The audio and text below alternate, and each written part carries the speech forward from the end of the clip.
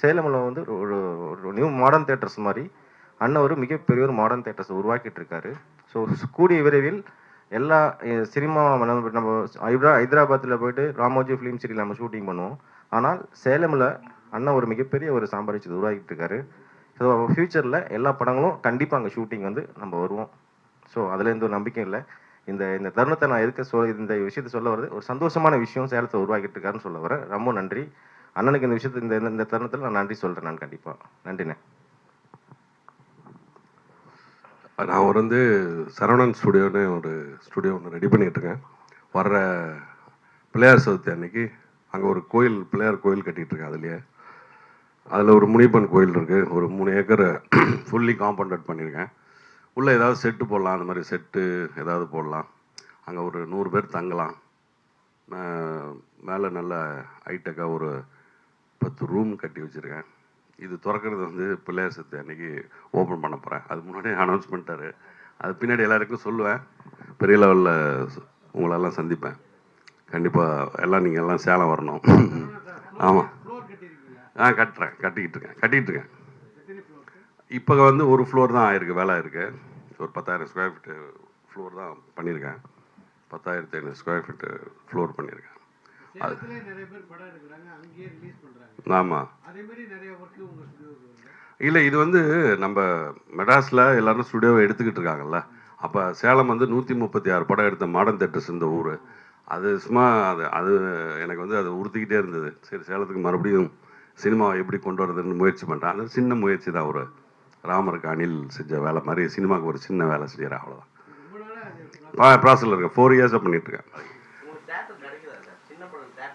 சிரமம்தான். ஆமாம் ஆமாம் ஆமாம் ஆமாம்.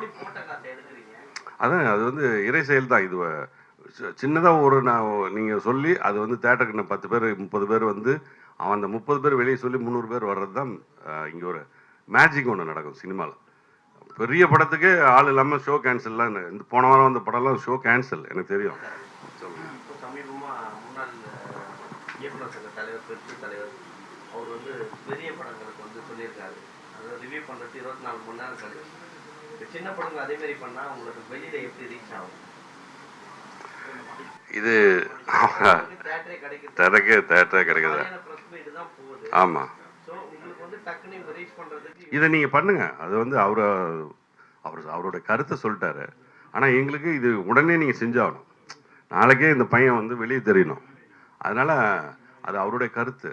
இது வந்து இப்போ இளம்பரத்துன்ற ஒரு பையனை வச்சு இவங்க சின்ன படம் ஹீரோவை வச்சு பண்ணியிருக்காங்க.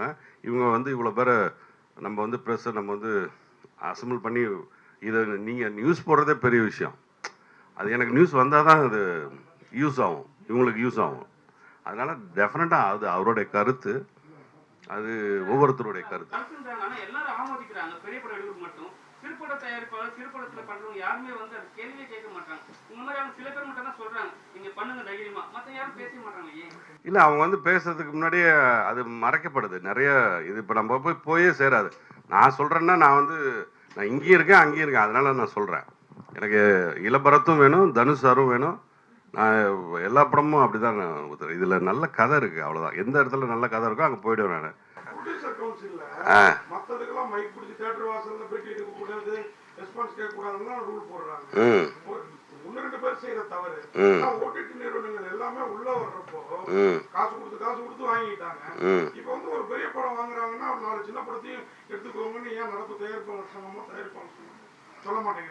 அது வந்து பண்ணணும்.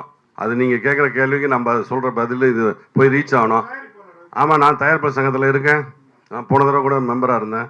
இந்த தடவை நடிகர் சங்கத்துலேயும் இருக்கிறதுனால தயாரிப்பாளர் சங்கத்தில் இருக்கக்கூடாதுன்னு சொல்லிட்டாங்க. அதனால நான் போகல. பட் நான் வந்து அதுக்கு வந்து அது பார்த்துட்டு இருக்க முரளி சாரும் மற்றவங்க எல்லாரும் அதுக்கு ஏற்பாடு பண்ணணும்.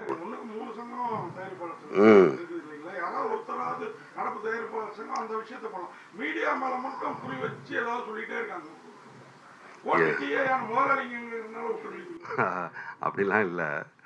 அது முரளி சார் முடிவெடுக்கணும், அந்த கேங் முடிவெடுக்கணும்.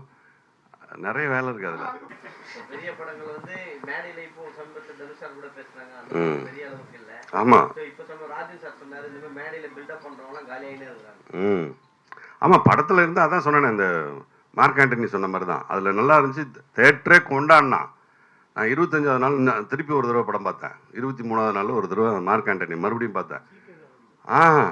எப்படி மறுபடியும் குதிச்சு படம் பார்க்குறான். சூர்யா சார் படத்தில் கை தட்டவே இல்லை மேட்டர் இல்லை. அதே மாதிரி தான் குபேராவும் அந்த மாதிரி தான் ஆயிடுச்சு. ஆமாம். மார்க் ஆண்டனி சொல்லியிருக்கீங்க, அடுத்தது அதே டைரக்டர் வந்து அஜித்தை வச்சு பண்றதா ஒரு தகவல் பரவுது. ஒருவேளை இதுக்கான இதுவா தெரியல எனக்கு. என்ன அவர் யார் டைரக்டர் இல்லை, எனக்கு அவரை அந்த படத்தோட டைரக்டர் யாருன்னு எனக்கு தெரியாது. மார்க் ஆண்டனி படம் சீச்சி, நான் அப்படிலாம் என்னைக்குமே யார்ட்டையுமே சித்தப்பூ கார்த்தி வேற அளவு அறிமுகம் பண்ணி அமித் சாருக்கு அப்புறம் தொடர்ந்து இல்லை அது. அவார்ட்லாம் வாங்குச்சு தேசிய. ஆமாம், அதுவும் இறை செயல் தான் நான் சொல்லுவேன். திருப்பி தப்பிக்கிறது தான். கடவுள் கிருபை இருந்தால் மட்டும்தான் இங்கே எல்லாமே செய்ய முடியுங்க. நம்ம நினச்சா ஒரு காரியத்தை செய்ய முடியாது. அது கடவுள் கிருபை இருக்கணும். அந்த கிருபை இருந்தால் மட்டும்தான் அது அந்த காரியத்தை செய்ய முடியும். மறுபடியும் படம் எடுக்கிறதுக்கு அல்லாஹ் அருள் புரியணும், அவ்வளோதான். அவருக்கு அமீருக்கு. சினிமா உலகை ஃப்ரேம் பை ஃப்ரேம் படம் பிடித்து காட்டும் தந்தி சினிமா சேனலை இப்போவே சப்ஸ்கிரைப் பண்ணுங்க.